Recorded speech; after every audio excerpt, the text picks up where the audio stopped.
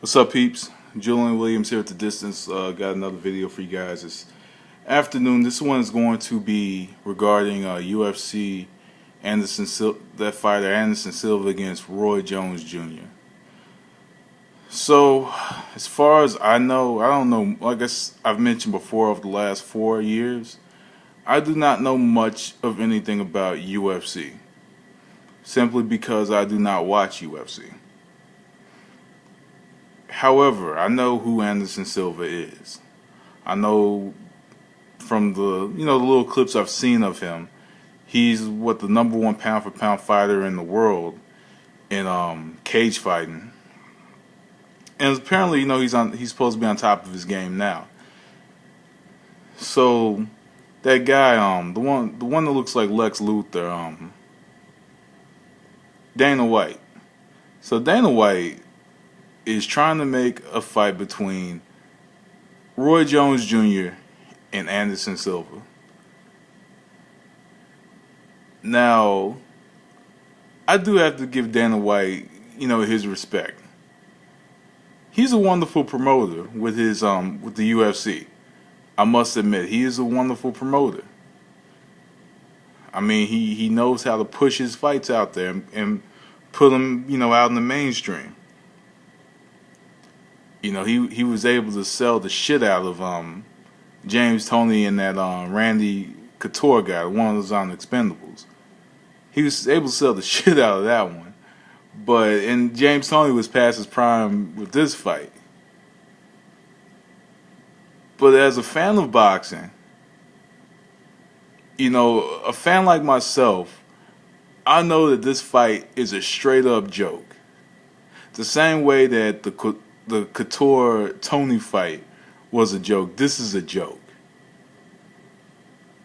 If it's a cage fight, I mean, you have the best fighter in the world in UFC against a fighter who has been past his prime for 10 years. He's 10 years removed from one of his greatest performances against John Ruiz for the WBA Heavyweight Championship. He's 10 years removed from that, and he's been on the climb for 10 years. And that's no disrespect to Roy Jones. I mean, he's the reason that I got into the sport of boxing. Was, watching his fights and watching, and looking at the things that he did in the ring. Because he did stuff that was so not fundamental that it was just so entertaining. Getting in the fights with his hands down. The theatrics.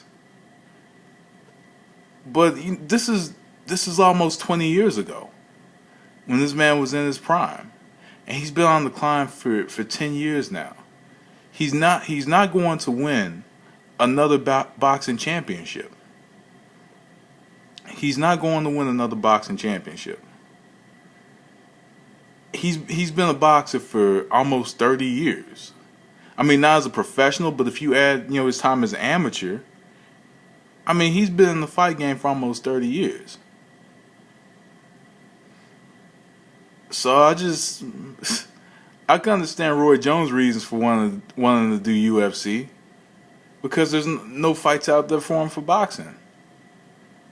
No logical opponent is going to, after the Lebedev loss in 2011, no logical opponent is going to really believes that Roy Jones offers anything to them. And I'm sure that there are going to be a lot of UFC fans who are like me. There's quite a bit of UFC fans that do not watch boxing. And they might evaluate it oppositely. You have the best UFC fighter in the world facing a boxer, again, in a cage. Common sense just tells you that under these circumstances, under these conditions, the UFC fighter is obviously going to win.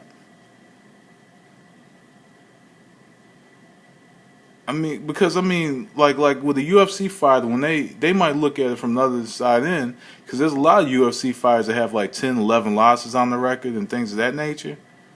They might look at it like, oh, he must be a game opponent. This is Roy Jones.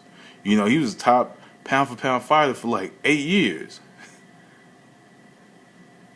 But just overall, logical thinking boxing fans who are within the common sense party like myself and many others on YouTube, we all know that this fight is a joke.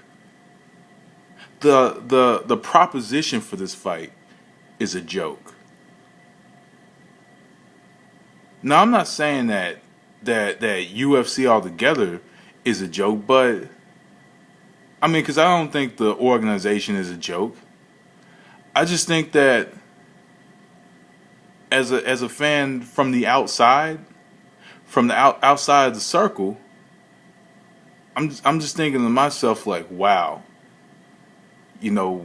what an opportunity for Dana White to put a past prime boxer on display like that.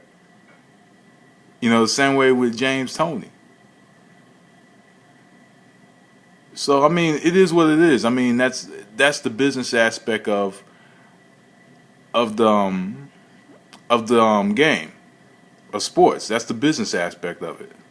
You have to do whatever you can to make money. The greatest promoters, were great promoters because they had a great abilities and strides. Of making strides towards making money, and that just goes back to cultivation and civilization.